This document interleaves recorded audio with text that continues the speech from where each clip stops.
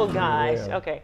Oh, more Low Country Spotlight. I'm here with Carl Purcell, who is the author of The Hidden Gem. Listen, guys. We're going to have all of Carl's information up, but you've got to get this book because it is fascinating. And for whatever reason, I've never done an in-depth study of wildlife, especially, you know, a lot of the wildlife we have that's common to this area. But Carl and I are just having the best conversation. So get the book and go out and see what's on the Goose Creek Reservoir. Now, we were talking about alligators, and you were saying how they're territorial. I was thinking, okay, do you know that alligator because he had a red mark on his head or his teeth were like, you know, 12 inches long? But you're saying that the reason you can recognize them is because they're territorial and they stay kind of in a certain area, so you know that's the alligator from that particular area. Yes, typically, yes. Okay, and then we had this interesting off-air conversation about the baby alligators and how the baby alligators kind of rat you out sometimes. Yeah. Tell us a little bit about that. Well, they've got a particular sound. They go, meow, meow, meow. Uh-huh. Meow. Okay. Well, if they're doing that, mama's gonna be pretty close. Okay, okay. So when the baby alligators sense some type of danger or maybe some kind of movement, they'll make that sound, and then here comes mama alligator running. Yeah, you can expect it. Oh, so just be alert that, you know, keep your head up. Now, have you ever seen, last question on alligators, like these packs of alligators? Are there a lot in the area that you've been studying? There are a lot in the reservoir. Okay. But the big ones keep the littler ones cleaned out because they'll eat the littler ones. You got to be kidding me. They do. Okay. But they've cleaned out some of the big ones. Okay. Okay. Let's move on from alligator. We've talked about birds. We've talked about alligators. Now let's talk about snakes and reptiles. I was telling you earlier that when I was a little girl, I could not even look at pictures of snakes in books because I was so afraid of them. Tell us about the types of snakes. Well, my that mother you've seen. was very afraid of them too, so I overcame it by catching them, studying them, learning about them, and being able to identify them from a distance. Okay.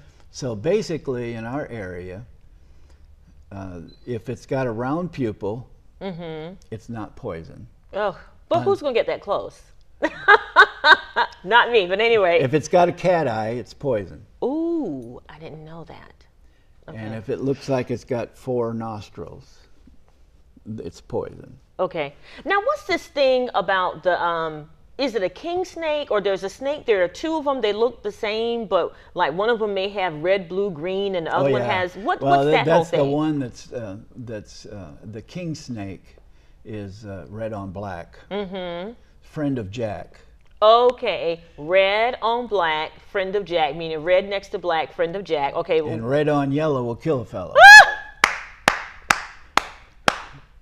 So. Yep, I just yelled. Yeah. So, but that's the only one that has a round pupil. Okay. Oh, we're gonna have to put all this stuff on it. Do you have a Facebook page? No. Yes, I okay, do. we've got to put all this stuff on the Facebook page, so I can't remember all that. Okay, but so what types of snakes are you finding in your studies? Oh, the nicest one is the mud snake. Okay. We were down by the water one day, and my wife spotted it up there. It's kind of a pinkish, black and pink. And for some reason, the next day we found it dead. But we found them in the area when we walk our 2 miles in our neighborhood. I found them in the street, and I pick them up because people will kill them and they don't know what they are. Yeah. Well, they're harmless, but they call them a sting snake because they're unique. Most of the time, you grab a snake from behind the head if you're going to do it, so it doesn't bite you. Okay. This snake, you grab it by the tail. Okay, because why? it doesn't bite you. It'll peg you with its tail. It's got like a sharpened bullet kind of on the back of its tail, and it'll try to strike you. So some people call it the sting snake. Okay, okay, but don't grab it behind its head. You better grab it by the tail. Yeah, and even taking it home, I could feel the tail trying to okay, come around. But it eats the amphuma.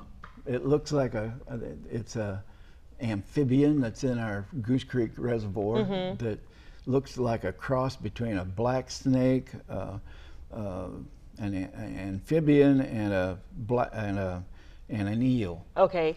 and it eats those, Oh gosh. Okay. and they're real slimy. Oh.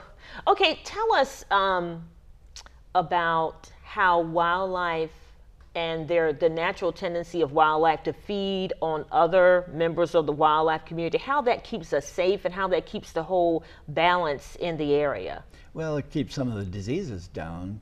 If there's a diseased bird and it's not quite up to flying away, Yeah. Oh boy. then the red-shouldered hawk or the Cooper's hawk will come get it. And just take it out of the circle of life or Yeah. something. And then, of course, we've had some coyotes around the reservoir here lately, and I went down by the water and I saw some what I thought were dog tracks. Well, the next day, the alligator had the A bone sticking out his mouth. No, it had the whole thing. And you saw it?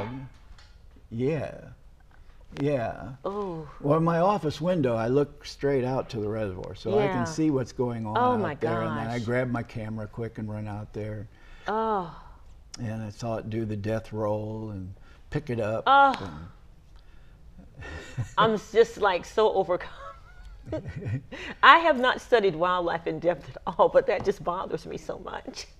But it's good though, because now you don't have to call animal control because the coyote's out there, going to kill your little chihuahua. The alligator just takes care of it for you. Yeah, it did. They took care of that one. Okay, now, and then you said that the bigger alligators will eat the smaller alligators. Why is that? And how is that helpful? Well, it keeps down the population. Okay. So there's a friend of mine. He's called the Gator Getter. That he's licensed to take out nuisance alligators. And he said he likes to leave a few big ones into there because they're wiser. They've been around a long time, and they'll keep the other population down some. So the big gators help do his job for him. Oh, wow. So the gator getter doesn't have to get them because the bigger gators get them. Say that like 5 times fast. There you are. Well, listen, we're in our last 30 seconds, and I want to give you an opportunity to look right in that camera and tell us about your book and where it's available and how we can get it. Well, The Hidden Gem, you can get it at Amazon.com, and it's published through them. There's also a Kindle version that I go out and I find a new one, I add it to the book. Oh, wow, okay. And in the Kindle, you can get the most recent version of it right on the spot. Wow. Thank you so much, Carl. This has been fascinating. It's been a would you pleasure. listen, you should invite me and my husband out on that kayak. Well, you're invited. Oh gosh, I have to get up the nerve first because I don't want to look out your window, your office window, and see an alligator doing a death roll on a coyote. But I understand why that's helpful. It'd be a little hard to stomach though. But anyway, thank you so much for coming to Low Country Spotlight. You're welcome. And thank you all for watching. Be sure to tune in next week for a wonderful, great edition of Low Country Spotlight. Enjoy the rest of your day.